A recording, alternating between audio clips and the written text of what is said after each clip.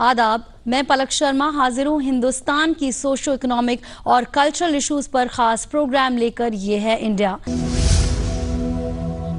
हमारे प्रोग्राम में आज बात बॉर्डर इंफ्रास्ट्रक्चर मैनेजमेंट की। जी हाँ, हाल ही के बरसों में मिनिस्ट्री ऑफ होम अफेयर्स ने 13,020 करोड़ रुपए की लागत से साल 2021-22 से साल 2025-26 तक 15th फाइनेंस कमीशन साइकिल के दौरान central sector umbrella scheme border infrastructure और मैनेजमेंट यानी कि BIM की कंटिन्यूएशन का अप्रूवल दिया है। हालांकि वाइब्रेंट विलेज प्रोग्राम को बजट 2022-23 में अनाउंस किया गया था और साल 1985-90 के दौरान border area development programme 7th 5-year plan के अंडर लगाया गया था। अब समझने वाली बात यह है कि आज की बदलती दुनिया में हमारे लिए बॉर्डर इंफ्रास्ट्रक्चर डेवलपमेंट कितना इंपॉर्टेंट है और ऐसे प्रोग्राम के जरिए हमारी कंट्री के एक बड़े नेशन के तौर पर एस्टैब्लिश होने में कितनी मदद मिलती है। इसी पर बात करने के लिए हमारे साथ स्टूडियो में मौजूद हैं 3 खास मेहमान।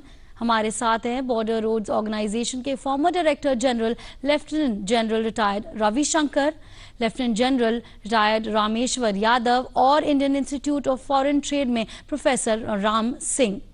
हम आप तीनों का अपने इस कार्यक्रम में वेलकम करते हैं। सबसे पहले सर, मैं आपसे शुरुआत करना चाहूँगी।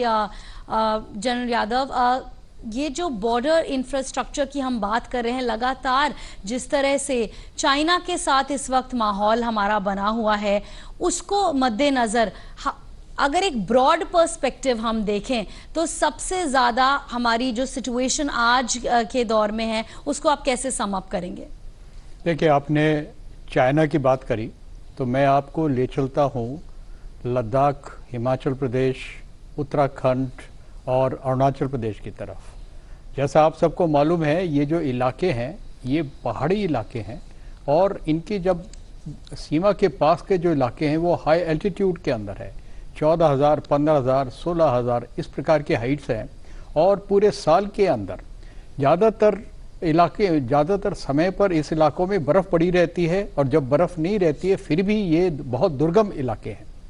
इन इलाकों में सड़क बनाना, हेलीपैड्स बनाना, ALGs बनाना बहुत ही मुश्किल काम है। तो इस काम को करने के लिए भारत सरकार की जो एक संस्था है इंडियन आर्मी की, BRO बॉर्डर रोड ऑर्गेनाइजेशन, उसको ये जिम्मेदारी दी गई है कि इन इलाकों के अंदर जो इंफ्रास्ट्रक्चर है उसको डेवलप किया जाए। अब बात आती है कि इसकी प्लानिंग किस प्रकार से की जाए। इसकी प्लानिंग के लिए हम ये देखते हैं हमारे बॉर्डर एरियाज के अंदर वो कौन कौन से इलाके हैं जहां पर कि हमारे सामने वाला जो दुश्मन है वो आ सकता है और कितनी मिकदार में आ सकता है, कि कितनी ट्रुप्स वो ला सकता है। उसका सामना करने के लिए हम जो डिफेंस अख्तियार करते हैं उस डिफेंस में हमको कितनी इन्फेंट्री चाहिए, उसकी फायर सपोर्ट के लिए कितना हमको तोपखाना चाहिए, क्या इन इलाकों में टैंक्स भी आ सकते हैं तो कितने टैंक हम ले जा सकते हैं, कितनी मिकदार में ले जा सकते हैं, क्या ये पूरा जो सिस्टम है और जो भी लॉजिस्टिक्स है किस प्रकार से हम जो हमारे आगे वाली एरिया के अंदर हमारी जो ट्रुप्स डिप्लॉयड हैं उनकी लॉजिस्टिक्स किस प्रकार हुई है, उनका अम्यूनिशन, उसकी राशन, उनका तेल, पानी, वो सारी चीज़ों की ज़रूरत पड़ती है जिसके अंदर बहुत ही अच्छा इंफ्रास्ट्रक्चर हमको चाहिए। बिल्कुल। अभी हम देखते हैं कि कितनी हमको फौज चाहिए, उस फौज के हिसाब से हम करते हैं। हम इस चीज को 2 तरीके से समझते हैं। एक तो हमको क्या कैपेबिलिटी चाहिए और उस कैपेबिलिटी के लिए हमारी रोड और बाकी इंफ्रास्ट्रक्चर है उसकी कैपेसिटी कितनी होनी चाहिए। इस बात को समझाने के लिए मैं आपको ये बताता हूँ, जैसे तोप ले जाना है, तोपों ले जाने के लिए काफ़ी बड़ी बड़ी गाड़ियाँ होती हैं। उनको जब पहाड़ी इलाकों में जो सड़कें होती हैं स्ट्रेट तो होती नहीं है, वो काफ़ी उसमें हेयर बैंड्स होते हैं और उसके अंदर स्लोप होता है। तो जो भी बैंड्स हैं उनको इतना बड़ा करना चाहिए ताकि ये बड़ी जो गाड़ियां हैं तोपों को खींच के ले जाती हैं उनको वो आसानी से जा सके। साथ ही साथ क्योंकि ये काफ़ी हैवी रहती हैं उसलिए उनके जो स्लोप है वो बड़ी ग्रेडियंट थोड़ा कम होना चाहिए। इसके साथ साथ ये नहीं है कि सिर्फ एक सड़क हमने बना दी। किसी भी इलाके के अंदर हमको डिफेंस लेना है या हमको हमलावर कार्रवाई करनी है, उसके लिए हमको 2 या 3 एक्सेस चाहिए, बशर्ते कितना हमको कितनी फौज हम ले जाना चाहते हैं। और ये जो जितनी भी सड़कें पहाड़ी इलाकों में बनाई जाती हैं, अगर आपको एक एक्सिस से दूसरी एक्सिस के ऊपर शिफ्ट करना हो तो दोनों सड़कों के बीच के अंदर लेटरल्स हमको बनानी पड़ती हैं, ताकि हमारी टेक्निकल हिसाब से काफ़ी फ्लेक्सिबिलिटी हो जाए। खुदा ना खास्ता अगर एक रोड बंद हो जाती है तो हम जो हमारी ट्रुप्स है और हमारा जितना भी असलाह है उसको दूसरी सड़क से हम आगे भेज सकें। ये जितना भी कार्रवाई है, जब से 1960 से ये ऑर्गेनाइजेशन बनी है, उन्होंने बहुत अच्छा काम किया है और धीरे धीरे हमारे बॉर्डर एरियाज के अंदर अरुणाचल प्रदेश में, उत्तराखंड में, हिमाचल प्रदेश और लद्दाख के इलाके में काफ़ी सड़कें, काफ़ी हेलीपैड्स, एयर स्ट्रिप्स, ये सारी चीज़ें बीआरओ ने बनाया है और हम उनके शुक्रगुजार हैं कि जो फौज आगे तैनात है उसकी सहूलियत के लिए बहुत अच्छा काम इन्होंने किया है। बिल्कुल। जनरल यादव, ये तो हुई स्ट्रेटेजिक बात। प्रोफेसर सिंह, मैं आपसे ट्रेड के मद्देनज़र सवाल लेना चाहूँगी कि ख़ास तौर पे अभी ऑफ कोर्स जो चल रहा है चाइना के बीच और जो हमारे रिलेशंस हैं हमारे नेबर्स के साथ, बीआरओ बहुत इंपॉर्टेंस रखती है जिस तरह से इंफ्रास्ट्रक्चर डेवलपमेंट की अगर बॉर्डर एरियाज़ में बात करें, लेकिन ट्रेड ख़ास तौर पे भी इससे बहुत इफेक्ट होता है। जितनी अच्छे रास्ते होंगे, जितनी अच्छी रोड्स होंगी और जिस तरह से डेवलपमेंट होता है पिछले कुछ सालों में, उतना ही अच्छा हमारा ट्रेड रूट भी होगा। ट्रेड के मद्देनज़र आप इस चीज़ को कैसे देखते हैं? यस, इसकी सामरिक महत्वता जितनी है उससे ज़्यादा कई ज़्यादा गुना महत्वता इसकी आर्थिक है, क्योंकि आज के युग में ये युग है सप्लाई चेन और कनेक्टिविटी का। किसी भी राष्ट्र को अगर अपने पूरे लोगों को एकता के सूत्र में पिरोना है, उसके लिए तो रोड्स या सप्लाई चेन चाहिए, पर उसके अलावा आर्थिक रूप से उनको सशक्त बनाना और वहीं पर स्वरोजगार के अवसर प्रदान करना, ये भी बहुत महत्वपूर्ण हो जाता है। प्यारे दर्शकों, आज आपको जैसे पता है कि हमारे देश के लगभग 5 या 6 कंट्री के साथ में 17 स्टेट्स के बॉर्डर जुड़े हुए हैं। वहाँ पर ड्राई पोर्ट जो बनाए जाएंगे, उससे जो वहाँ पर कार्गो की मूवमेंट होगी, जो कंटेनर्स है, जैसे सर ने बताया कि तोपों की मूवमेंट के लिए जैसे ग्रेडियंट चाहिए, उसी प्रकार से जो कंटेनर्स की मूवमेंट होती है 20 फीट के या 40 फीट के, जब वो कार्गो की टू एंड फ्रो मूवमेंट होगी, और उसके लिए भी हमें बहुत ही मजबूत इंफ्रास्ट्रक्चर की जरूरत पड़ती है। और हमारी सरकार ने पिछले 10 सालों में, 1 दशक में बहुत ज़्यादा इस पर जोर दिया है, बीआरओ का बहुत ज़्यादा बजट बढ़ाया है, ताकि हम वहाँ पर रोजगार के नए अवसर और आर्थिक रूप से वहाँ के लोगों को कनेक्टिविटी विद इंक्लूसिविटी के रूप में हम उनको अपने देश की मुख्य धारा में शामिल कर सके। इसके लिए हमने वहाँ पर बहुत तरीके के जो हाट बाजार होते हैं बॉर्डर एरियाज में, ताकि लोकल सामान एक कंट्री से दूसरी कंट्री ट्रेड हो जाए। जैसे कि हमारे, आपको वृहत रूप में अगर मैं बताना चाहूँ तो हमारा बांग्लादेश के साथ लगभग बहुत सारे लैंड कस्टम स्टेशन हैं, 36 के आसपास उसमें से ऑपरेशनल्स है। इसके अलावा नेपाल के साथ हमारे 19 लैंड कस्टम स्टेशन हैं, भूटान हमारा मित्र राष्ट्र है, उसके साथ 9 है, चाइना के साथ 3 है, पाकिस्तान के साथ हमारे 5 ऑपरेशनल है, और भी आगे इस पर विचार कर रहे हैं। तो जब किसी देश को अपनी आर्थिक तरक्की को आगे ले जाना है, उसके लिए ट्रेड एक बहुत बड़ा वेपन है, बहुत बड़ा इंस्ट्रूमेंट है। आज का युग ही ट्रेड का युग है, और अगर हम उसमें लोगों को शामिल करते हैं, उसके through dry ports, through connectivity, by providing them connectivity, road के थ्रू, रेल के थ्रू, और दुर्गम स्थानों से जो हमारे जो सामान है, जैसे कि मैं एग्जाम्पल के रूप में आपको बताऊं, हमारे सिक्किम का ऑर्किड जो है वो वर्ल्ड बाजार में बड़ा फेमस है।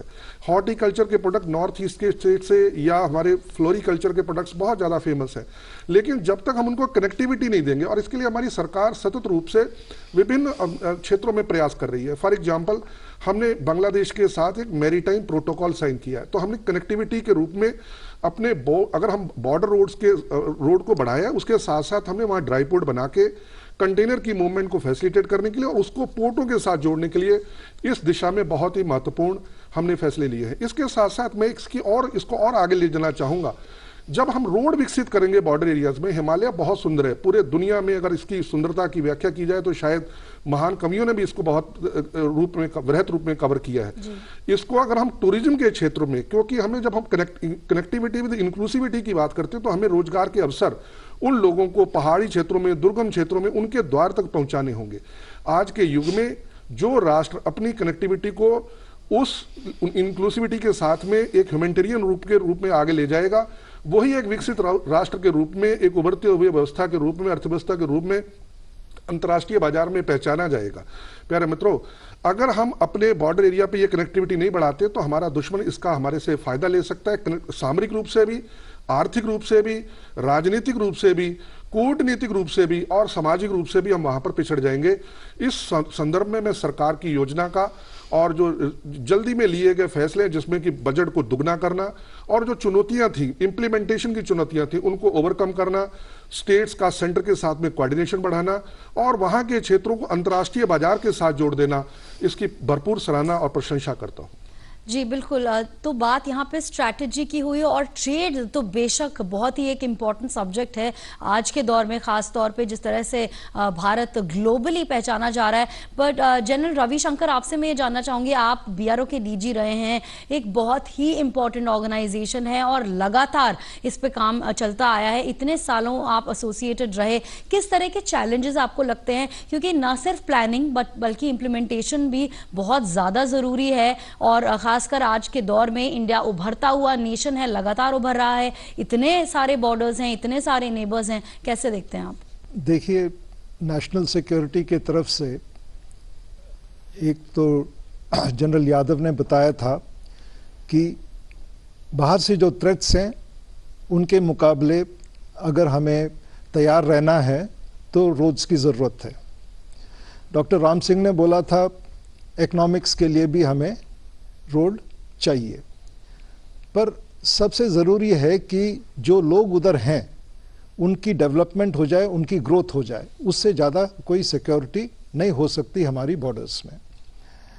और बॉर्डर रोड्स सबसे पहले 1960 में हर बॉर्डर स्टेट में कनेक्टिविटी और रोड्स बनाने के लिए बना था। आज उसके 18 प्रोजेक्ट हैं जो सारे बॉर्डर्स राजस्थान से लेके JNK और हिमाचल, उत्तराखंड और नॉर्थ ईस्ट तक 18 प्रोजेक्ट हैं और हर स्टेट में ये काम करते हैं। और उस स्टेट में किसी भी दूर वाले विलेज में जाके पूछो तो वो बॉर्डर रोड्स का नाम समझता है, उसका महत्व समझता है और वो लोग मदद भी करते हैं, रेस्पेक्ट भी करते हैं। तो चैलेंजेस तो बहुत हैं ये सब करने के लिए, पर सबसे पहले जो रोड बनते हैं बॉर्डर रोड्स बनाते हैं और जब थोड़ा उधर डेवलपमेंट हो जाता है उसके बाद ही बाकी लोग आते हैं काम करने के लिए। तो ये पहला रोड बनना बहुत ज़रूरी है और उसके पीछे डेवलपमेंट फिर कंटिन्यूसली होते रहता है। बिल्कुल, बहुत ही एक इम्पॉर्टेंट सवाल उठाया है और इसी सवाल को लेते हुए मैं जनरल यादव आपसे जानना चाहूँगी, एक बहुत इम्पॉर्टेंट बात इन्होंने करी है जनरल शंकर ने कि हम सिक्योरिटी के मद्देनज़र बॉर्डर रोड्स को देखते हैं, हम ट्रेड के मद्देनज़र देखते हैं, लेकिन एक बहुत इम्पॉर्टेंट एस्पेक्ट जो है वो है वहीं के लोग और उस स्टेट की और उस बॉर्डर एरिया की डेवलपमेंट। जैसे जैसे डेवलपमेंट होगी वैसे वैसे वहाँ लोग आएंगे, वहाँ भी काम बढ़ेगा, वहाँ टूरिज्म बढ़ेगी और एक तरह से इंफ्रास्ट्रक्चर बढ़ता है उस स्टेट का। इसको आप किस तरह से देखते हैं? क्योंकि आप भी बॉर्डर एरियाज में सर्व कर चुके होंगे, आपको इस बात का बहुत अंदाजा है कि जिस तरह से बॉर्डर एरियाज हैं तो इतनी पॉलिसीज जो गवर्नमेंट बनाती है उसका इम्प्लीमेंटेशन भी बीआरओ के अंदर आ जाता है कई बार, उसको कैसे देखते हैं? देखिए, देश की सुरक्षा के लिए ये बॉर्डर एरिया डेवलपमेंट जो है ये बहुत ही ज़्यादा इम्पॉर्टेंट पार्ट है। देखिए, बॉर्डर एरियाज़ के अंदर जो विलेजेस हैं, ख़ास तौर पर पहाड़ी इलाकों के अंदर, वहाँ पे पॉपुलेशन बहुत कम है, उनके पास जो सिविक एमिनिटीज़ हैं वो बहुत कम है क्योंकि वहाँ पे रोड नहीं है। लेकिन एक बार जब रोड वहाँ पे पहुँच गई, वहाँ पे आपके मोबाइल टावर्स आपके आगे, उन इलाकों के अंदर जो विलेजेस हैं सरकार की सहायता से वहाँ पर उनके जो हैबिटेट है उसके अंदर इम्प्रूवमेंट हो गया, वहाँ पर स्कूल्स बना दिए गए, वहाँ पर हॉस्पिटल्स बना दिए गए। तो ये जो इंफ्रास्ट्रक्चर सिविक वाला जो है उसको जब आप डेवलप करेंगे तो उन इलाकों में उन्नति होगी, उनका सोशो इकोनॉमिक डेवलपमेंट होगा। ये तो है अगर आप देखें सिविलियन पॉइंट ऑफ व्यू से, लेकिन मिलिट्री पॉइंट ऑफ व्यू से अगर आप इसको देखें इसके बहुत ज़्यादा फायदे हैं। ये जो इलाके हैं ये हमारे बेसिस बन जाते हैं और जब पॉपुलेशन के पास जो सप्लाई चेन सिविल की तरफ से लगती है उसी सप्लाई चेन के ऊपर हम अपनी मिलिट्री की सप्लाई चेन भी शामिल कर सकते हैं ताकि युद्ध के वक्त हमारी जो ऑप लॉजिस्टिक्स है उसके अंदर कोई बाधा ना आए। इस इलाके में जो स्कूल्स हैं और जो घर हैं अगर तुरंत हमको मोबिलाइज करना पड़े, क्योंकि इन इलाकों में मौसम हमेशा खराब रहता है, तो हमारे पास कुछ एकोमोडेशन है जिसका हम इस्तेमाल कर सकते हैं। वहाँ पे हॉस्पिटल्स हैं, उनके अंदर हमारी जो कैजुअलिटीज़ होती हैं उनको भी वहाँ पे हम शिफ्ट कर सकते हैं इन इलाकों में। साथ के साथ इस इलाके के जो जवान हैं, लड़के और लड़कियाँ, वो भारतीय सेना और दूसरी पैरामिलिट्री फोर्सेस के अंदर अगर उनको आप रिक्रूट करें, क्योंकि वो उसी इलाके के हैं, तो उस इलाके की जानकारी उनके पास है और उनकी लॉयल्टी वहाँ पे उस इलाके में है। तो भारतीय सेना के अंदर दो प्रकार की टुकड़ियां हैं। एक को बोलते हैं स्काउट्स, हर इलाके के अंदर उसी इलाके के लड़कों को भर्ती करके उनको स्काउट बटालियंस बनाते हैं। दूसरा है होम एंड अर्थ बटालियन, वो भी इसी प्रकार से उसी लोकल जो बॉयज हैं उनकी होम एंड अर्थ बटालियन बनाई जाती है, क्योंकि उनको टेरेन का मालूम है और जितना भी उस इलाके के अंदर रास्ते हैं उनको मालूम है और वो फौज की बहुत मदद कर सकते हैं as a soldier of the army. साथ के साथ जब आप इन इलाकों में रहेंगे तो हमारे आंख और कान, जिसको हम इंटेलिजेंस बोलते हैं, दुश्मन के बारे में इंटेलिजेंस और बाकी चीज़ों के बारे में जो भी खबर है, इन इलाकों से हमें बड़ी आसानी से मिल सकती है। तो ये हमारे एक बेसिस हैं जिनका हम बहुत मदद ले सकते हैं। अभी मैं आपको एक बात बताना चाहता हूँ। चाइना ने अरुणाचल प्रदेश और भूटान के अपोजिट सीमा से लगे हुए करीब 20 से 25 नए गांव उन्होंने बसाए हैं। वहाँ पे काफ़ी उन्होंने बिल्डिंग्स बना दी हैं, उनको रोड कनेक्टिविटी दे दी है, पानी है, बिजली है, ये सारी उन्होंने एक नोड्स बना दिए हैं ताकि जब भी लड़ाई का वक्त आएगा तो इस इलाकों को हम उनका ऑक्यूपाई करके उनका इस्तेमाल कर सकते हैं। इसी प्रकार से हमारी भी स्कीम्स हैं ताकि बॉर्डर एरिया के जितने भी विलेजेस हैं हम उनको डेवलप करें और उससे हम फायदा लें। बिल्कुल, एक और ही बहुत इम्पोर्टेंट पॉइंट आपने भी उठाया प्रोफेसर सिंह, आपसे मैं ये जानना चाहूँगी कि गवर्नमेंट कई सारी पॉलिसीज़ लाते रहती है और लगातार ये जो जैसे कि जनरल साहब बता रहे हैं कि बॉर्डर एरियाज़ के डेवलपमेंट को लेकर काम चला है। बीआरओ लगातार बॉर्डर एरियाज़ में काम कर रही है। इतने वास्ट बॉर्डर्स हैं, 3000 कुछ किलोमीटर का बॉर्डर पाकिस्तान के साथ है, उससे भी उतना ही लगभग चाइना के साथ है। बहुत सारे लेवल्स पे हम देख रहे हैं, ट्रेड, ग्लोबली, इंटरनेशनल रिलेशंस वगैरह। जो गवर्नमेंट की पॉलिसीज हैं जो हाल ही में आई हैं, उनके मद्देनजर आप किस तरह से देखते हैं इन एरियाज के डेवलपमेंट को, बीआरओ के काम को, जो अभी फिलहाल पॉलिसीज हैं गवर्नमेंट की, और उनकी इम्प्लीमेंटेशन को? आपने जैसे ठीक कहा कि इतना लंबा बॉर्डर, इतने दुर्गम इलाके और जहां पर पहुंचना मुश्किल है, और पहाड़ी इलाके जहां 14,000, 15,000, 16,000, 17,000 फीट की ऊंचाई, जैसे लेफ्टिनेंट जनरल यादव जी ने बिल्कुल ठीक कहा कि ये यहाँ पर सामरिक महत्व तो है ही है, लेकिन इसके साथ साथ इसको हम आर्थिक रूप में जब देखते हैं, मैं कहूँगा सरकार की जो पॉलिसी है उसकी प्रशंसा की जानी चाहिए। बॉर्डर रोड ऑर्गेनाइजेशन ने बहुत अच्छा काम किया है, और इसको अगर मैं और एक नई डायरेक्शन में लेके जाऊं, जब ये बीआरओ जब इस प्रकार का बृहत इंफ्रास्ट्रक्चर, बुनियादी ढांचा तैयार करता है, उसको हम दो रूपों में और हमें देखना चाहिए। एक तो इससे जो हमारी ड्रग ट्रैफिकिंग और स्मगलिंग की समस्या हमारे देश के साथ रही है, क्योंकि हमारे देश में जो टैरिफ रेट्स हैं वो ज़्यादा रहे हैं, इससे हमारे देश में बहुत बड़ा हमारे रेवेन्यू का लॉस होता है। जब हमारी वहाँ चौकियाँ बन जाएंगी, हमारी आर्मी के जवान या हमारी पुलिस के जवान, या पूरा एक ढांचा तैयार हो जाएगा हमारे बॉर्डर्स पे, तो जैसे गोल्ड ट्रैफिकिंग, हमारे देश में गोल्ड ट्रैफिकिंग से बहुत बड़ा सरकार के रेवेन्यू का लॉस होता है, उसमें हम बहुत बड़ा नियंत्रण पाने में जो है सफल होंगे। इसके साथ साथ जो हम एक डायमेंशन इसमें ले जाना चाहूँगा, ये जो दुर्गम इलाके हैं, यहाँ के लोगों को अक्सर बहुत सारे प्राकृतिक जो प्रकोप आते हैं, जिसको हम नेचुरल डिजास्टर कहते हैं, उनसे भी इनका सामना होता है। और जो कनेक्टिविटी है, जब मैं कनेक्टिविटी इंक्लूसिविटी की बात कर रहा हूं, तो मेरा मतलब केवल रोड बनाने से नहीं है। इंक्लूसिव का मतलब वहां पर हॉस्पिटल तैयार करना, बच्चों के लिए स्कूल होना, वहां पर दूरदर्शन की या और इंफॉर्मेशन टेक्नोलॉजी की सभी सुविधाओं को वहां पर लोगों को प्रदान करना, और जो मूलभूत सुविधाएं किसी भी एक सभ्य समाज के लिए हो सकती है, उन सभी को वहां पर प्रदान करना।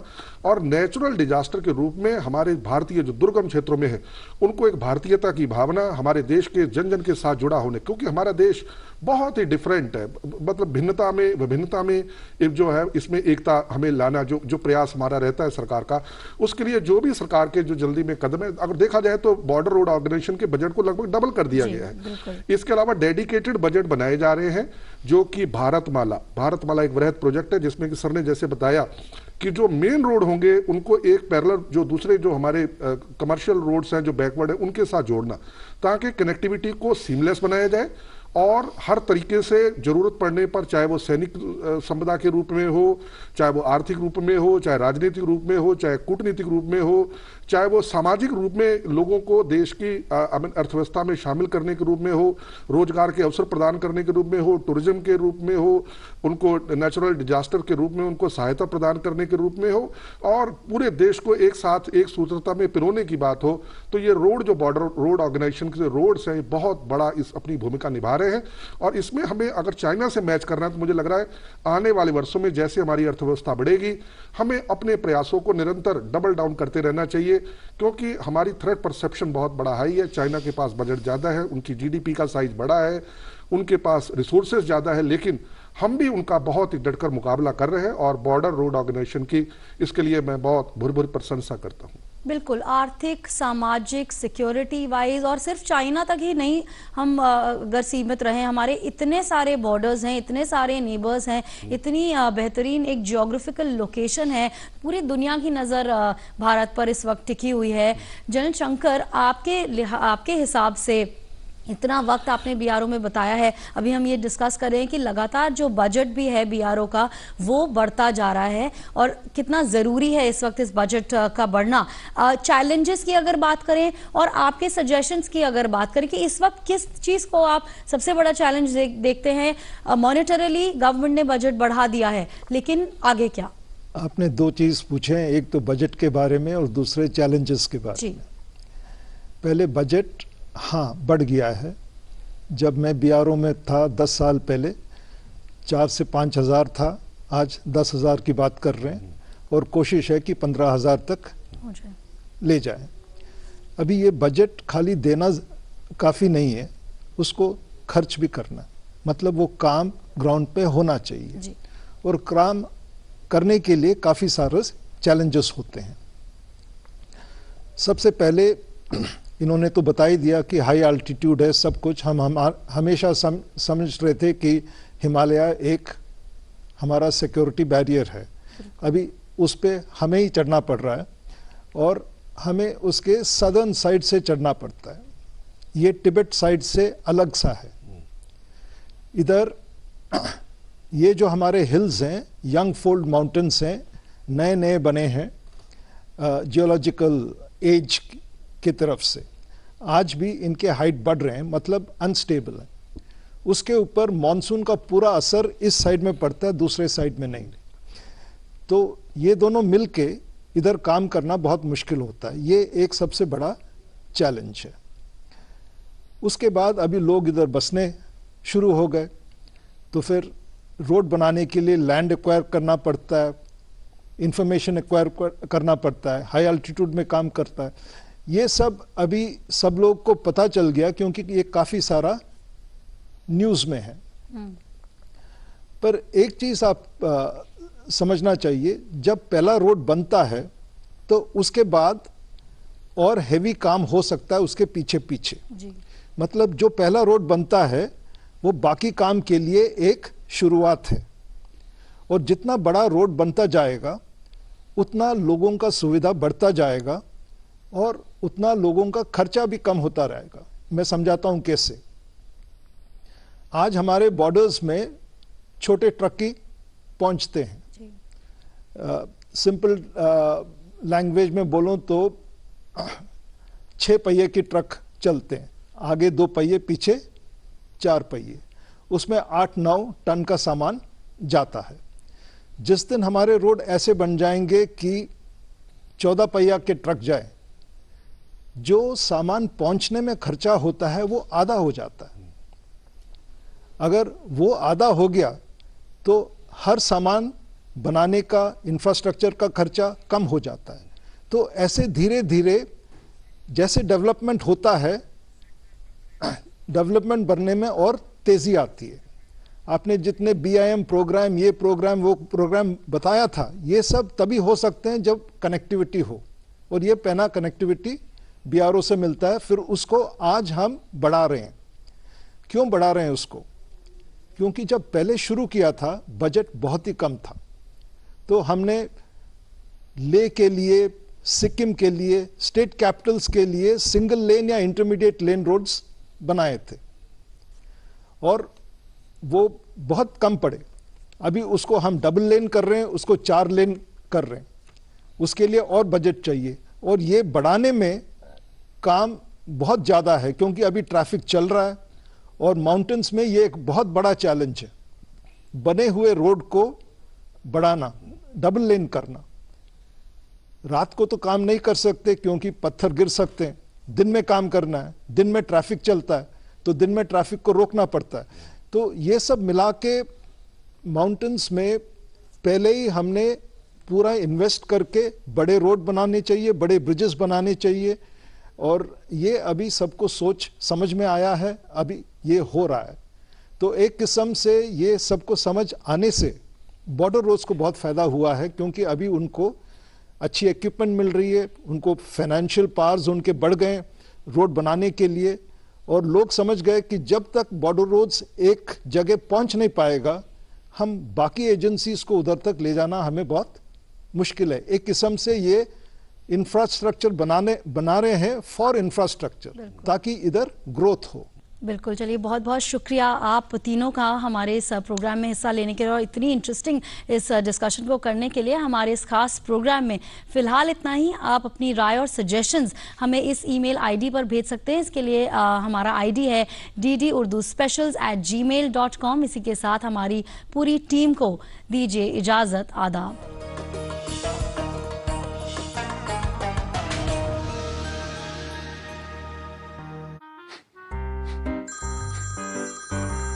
आपका KYC अपडेट करना है, नहीं तो अकाउंट और ATM कार्ड ब्लॉक हो जाएगा। होशियार,